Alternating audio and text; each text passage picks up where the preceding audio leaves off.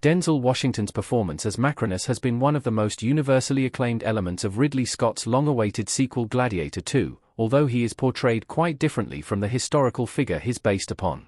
Washington's Macrinus is depicted as a wealthy arms dealer and businessman as well as a former slave to the Emperor Marcus Aurelius, whose death triggered the events of the original Gladiator.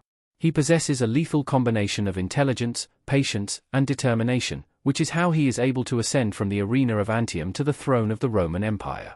Macrinus makes for a tremendous villain in Gladiator 2, and Washington's performance certainly elevates the character on the big screen.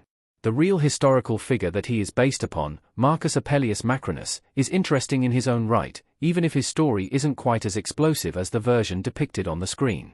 However, there are plenty of parallels between Washington's Macrinus and the real Roman citizen who ascended to the halls of power in antiquity. The real Macrinus became emperor after conspiring against Caracalla. He did not actually kill Caracalla himself. Denzel Washington looking ahead as Macrinus in Gladiator 2.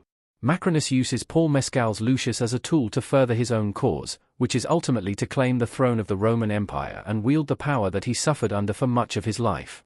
His manipulation of the twin emperors allows him to achieve his goal, as he is directly responsible for murdering both men.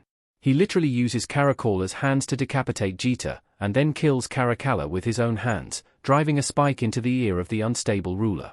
From there, he is able to use his skills as an orator to claim absolute power. The real Macrinus did in fact become the emperor of the Roman Empire, but not in as cinematic a fashion as two grisly murders at his own hands. He served as a praetorian prefect for Caracalla, and as a commander of the Praetorian Guard he handled many of Rome's civil affairs. Fearing for his own life serving under the famously ruthless Caracalla, Macrinus decided to have Caracalla killed before any wrath befell him. He allegedly set an army officer to kill Caracalla while he was leading a campaign against the Parthians in modern-day Iran. How Macrinus' time as emperor led to his downfall. A revolt successfully put Macrinus' rule under fire. Macrinus, Denzel Washington, in Gladiator 2. The real Macrinus actually did try to make Rome better, as opposed to his cinematic counterpart, who seeks its downfall. Upon Caracalla's death while located in the Parthian Empire, Macrinus seized power by simply proclaiming himself emperor without any input from the Senate.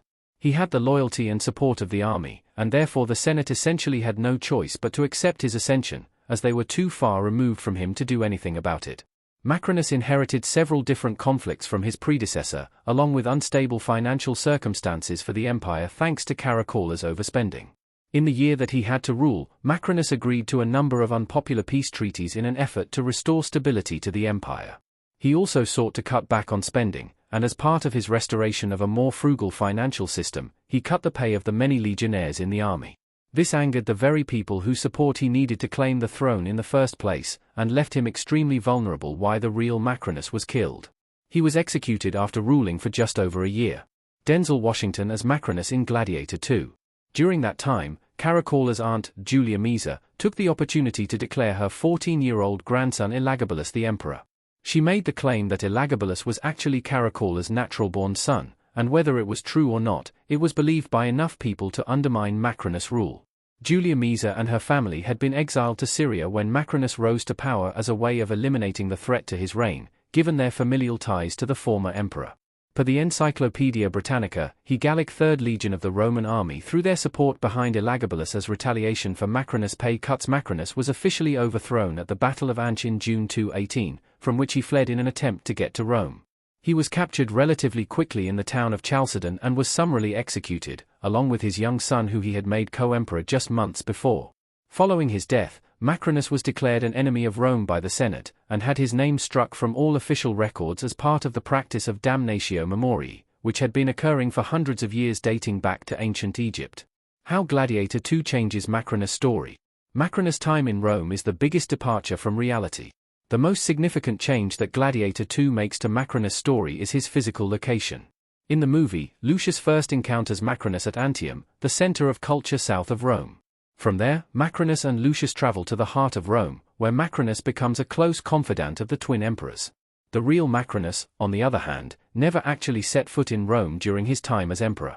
He was in the far eastern provinces of the empire when he was officially declared emperor, and only ruled for a year, so he never made it to the Colosseum. There is also little to no evidence that the real Macrinus was involved with gladiators in any way. The real Macrinus began his life in an equestrian family, which was lower than the more affluent senatorial class from which emperors typically rose. He was educated, which allowed him to become a talented lawyer and move into the bureaucracy over time. Given that background, it seems unlikely that his career in business was anything like that of the Macrinus of Gladiator 2, who is depicted as a former slave, an arms dealer, and ludus owner, among other things. The on-screen version of Macrinus portrayed by Denzel Washington is, in reality, a far cry from the actual historical figure that the character is loosely based upon. Ridley Scott famously ignores historical fact in favor of a better overall narrative and stronger movie, much to the chagrin of historians and any moviegoers who expect to see the real history brought to life. However, given Washington's outstanding performance and the exciting action of Gladiator 2, the departures from the real Macrinus are certainly forgivable.